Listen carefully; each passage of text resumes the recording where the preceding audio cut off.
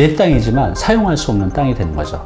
17평 정도의 연면적이 빠지게 되는 거죠. 한 3억 이상의 이제 손해를 보게 됐습니다. 당신의 꿈을 현실로 행복주치 다니쌤.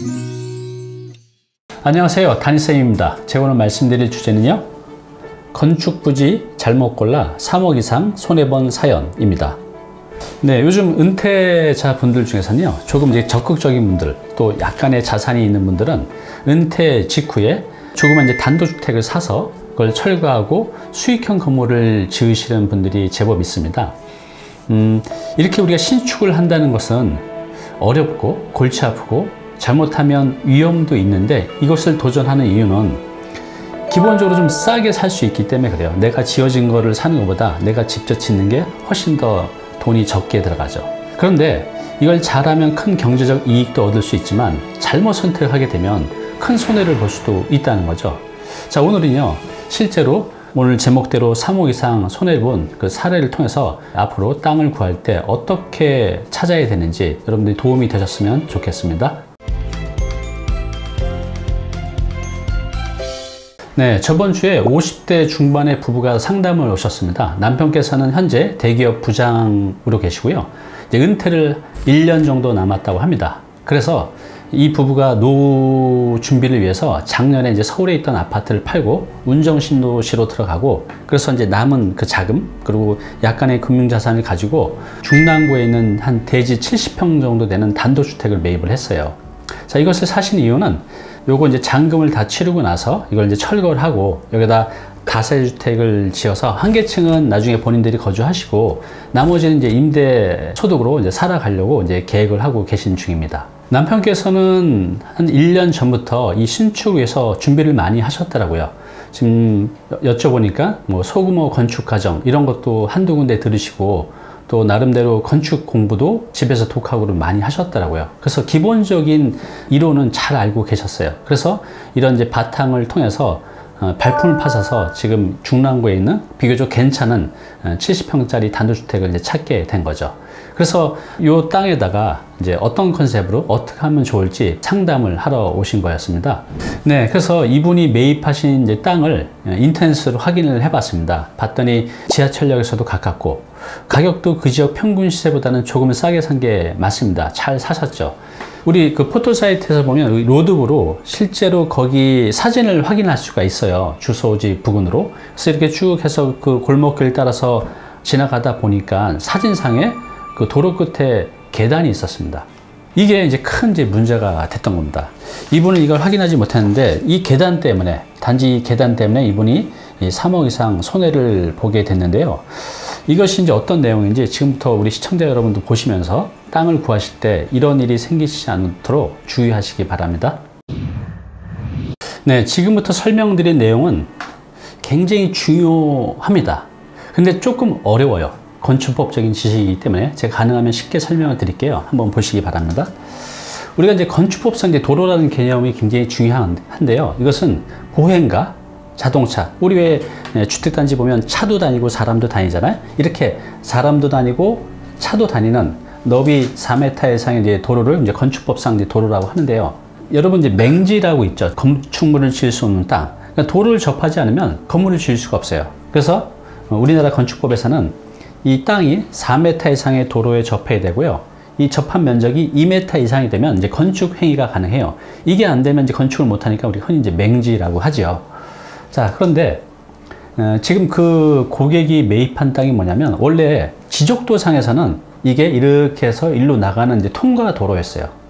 통과도로. 근데 제가 아까 좀 전에 말씀드린 대로 이분이 산 땅이 이건데, 이걸 따라서 이렇게 해서 꺾어서 가보니 요 끝에 그 계단이 있죠. 계단이 있었던 겁니다.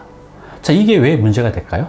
이렇게 돼버리면 일로 차가 지나가지 못하기 때문에 지적도상에서는 이게 통과도로이지만 실제 상황에서는 이게 이제 막다른 도로로 되는 겁니다. 자, 그래서 현재 이렇게 이제 계단이 있는 이제 모습입니다. 내 땅이 막다른 도로에 접해 있으면 어떤 불이익을 보게 되냐면요, 이렇습니다. 막다른 도로의 길이가 35m 이상이 되면 도로의 폭을, 내가 접한 도로의 폭을 6m 이상을 확보를 해야 돼요. 자, 이게 어떤 손해가 될까요?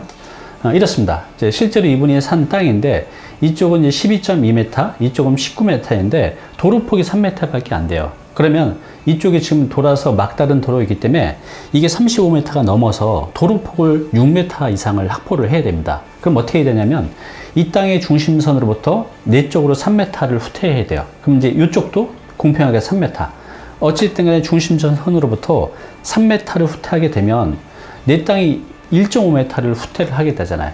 이거를 도로로 내줘야 됩니다. 내 땅이지만 사용할 수 없는 땅이 되는 거죠. 영상 보시다가 도움이 되셨다면 아래 구독과 알람 버튼 눌러주세요. 네, 방금 말씀드린 이 내용이 조금 어렵죠? 그래서 이 내용에 대해서는 제가 이전에 도로에 대해서 영상으로 찍어 놓은 게 있습니다. 굉장히 자세히 말씀드렸거든요. 아래 링크 달아 놓을 테니까요. 방금 이 부분이 잘 이해가 안 되신 분들은 그 영상 꼭 보시기 바랍니다. 그러면 어떤 내용인지 확실하게 이해가 되실 거예요. 네, 그래서 이 부부께서는 지적도 상에선 통과도로지만 현황이 계단이 있는 바람에 이게 이제 막다른 도로가 돼서 이로 인해서 크게 세 가지 문제가 생겼고 그래서 손해를 좀 보게 되셨습니다. 자, 첫 번째는 뭐냐면요. 땅을 이분이 시세보다 조금 싸게 샀다고 하셨는데 결과적으로는 막다른 도로 개념 때문에 조금 더 비싸게 사게 되는 꼴이 됐죠. 왜냐하면 지금 좀 전에 말씀드린 대로 원래 이 빨간색 테두리가 모두 다 내 땅인데 도로를 6m를 확보해야 되기 때문에 내 쪽으로 3m를 후퇴해야 돼요. 그럼 이렇게 해서 이게 이제 건축선이라고 하는데 이 땅, 이 하얀색은 도로로 내줘야 됩니다. 그 땅의 평수가 한 8.6평 정도 돼요. 이분이 매입한 땅이 평당 1,700만 원이니까 한 1억 4,600만 원 정도를 더 줘야 되는 거죠. 실제로 이 땅의 가치는 요만큼 이제 빠진다고 생각하면 돼요. 그러면 이분이 이제 싸게 샀다고 생각한 그 땅이 실제로는 조금 비싸게 산 편이 되는 겁니다. 네, 두 번째는요. 건축선이 밀려 용적률, 건폐율을 손해보게 됩니다. 용어 하나하나가 더 어렵죠? 네. 이거 제가 자세히 설명드리면 좋은데 이렇게 되면 또 시간이 길어지니까 이거에 대해서는 제가 이전에 올렸던 영상이 있습니다. 그걸 보시면 잘 이해를 하실 수가 있는데요. 제가 일단 쉽게 설명을 드리겠습니다. 아까 이 도로 중심선에서 3m를 후퇴해야 된다고 했잖아요. 그래서 후퇴해서 이걸 쭉 내린 선, 이걸 이제 건축선이라고 해요. 건축을 할 수 있는 선. 그러니까 이쪽 이상을 못하게 되는 겁니다. 그러면 원래 이분이 구입한 땅은 이제 70평인데 요 하얀색 부분, 이 밀려서 이게 건축선이 되면서 실제로 내가 사용할 수 있는 땅은 61.4평이 되는 겁니다. 왜냐면 요 하얀색 부분, 건축선에 밀려서 내가 건축을 할 수 없는 땅이 8.6평이 되거든요. 그래서 원래는 70평에다 내 건물을 지어야 되는데 61.4평에다 건물을 짓게 되는 꼴이 되는 겁니다. 여기는 이제 용적률이 200%이기 때문에 원래는 70평에다가 연면적 140평의 건물을 지을 수가 있는데 61.4평 하다 보니 123평 정도의 연면적 건물을 지을 수밖에 없는 거죠. 그렇게 되면 약 한 17평 정도의 연면적이 빠지게 되는 거죠. 17평이면 한 원룸 3개 정도를 더 만들 수 있는 크기예요. 이거를 월세 50만 원으로 따져보면 월 150만 원의 손해를 이제 볼 수도 있는 거죠. 그래서 요것 때문에 손해를 좀 보게 됐습니다. 네, 세 번째는요. 이제 일조권 사선 제한으로 규모가 좀 더 작아졌습니다. 일조권 사선 제한. 또 어려운 용어가 나왔어요. 네. 이 부동산이 어려워요. 특히 이제 건축이 어려운데 이것도 역시 여러분들 제가 올린 영상에 이 일조 사선 제한 내용이 있으니까요. 찾아보시면 확실하게 이해가 되실 겁니다. 자, 무슨 말이냐 하면 지금 이제 이쪽이 북쪽이거든요. 그래서 우리나라 이 구도심에서는 북쪽으로 일정 거리를 띄어서 짓게 되어 있습니다. 왜냐하면 남쪽에 있는 집이 햇빛을 받을 권리를 줘야 되잖아요. 그래서 이쪽으로 건물을 이격시켜서 지어야 되죠. 그런데 지금 보시는 것처럼 내 건축선이 밀리면서 실제로 사용할 수 있는 땅이 이렇게 북쪽으로 굉장히 길게 접하게 되죠. 그래서 건물이 이제 어떻게 되냐면 이렇게 이제 꺾여서 지어지게 됩니다. 근데 이 폭이 좁아지면서 이제 더 많이 꺾이게 되는 거죠. 저게 만약 건축선이 밀리지 않았으면 비교적 이게 좀 똑바로 올라가서 이렇게 많이 꺾이지 않아도 되는데 이게 이제 좁혀지면서 건물의 연면적이 좀 더 작아지게 되는 겁니다.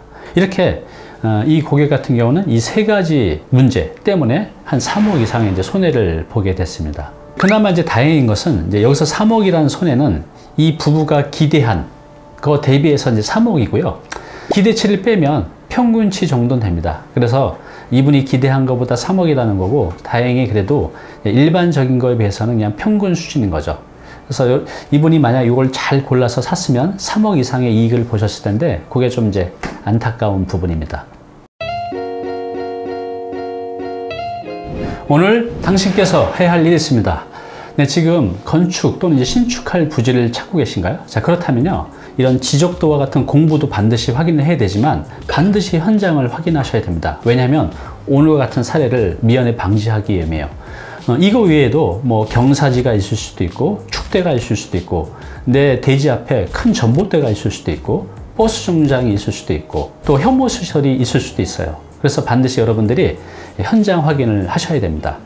물론 이제 전문 지식이 없는 상태에서는 현장 확인을 해도 잘 이제 모를 수가 있기 때문에 이럴 때는 여러분들이 전문가의 도움을 꼭 받으시기 바랍니다. 네, 부동산 참 어렵죠.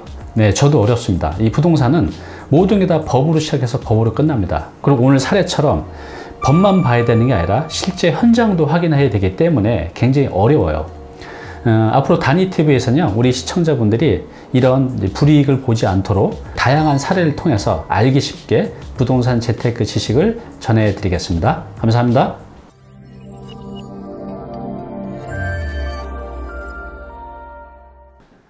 네, 오늘 정보 도움이 좀 되셨나요? 앞으로 이런 정보 계속 받아보실 분은요, 여기 구독 부탁드리고요. 그 다음에 오른쪽은 제가 추천한 영상입니다. 꼭 한번 보시기 바랍니다.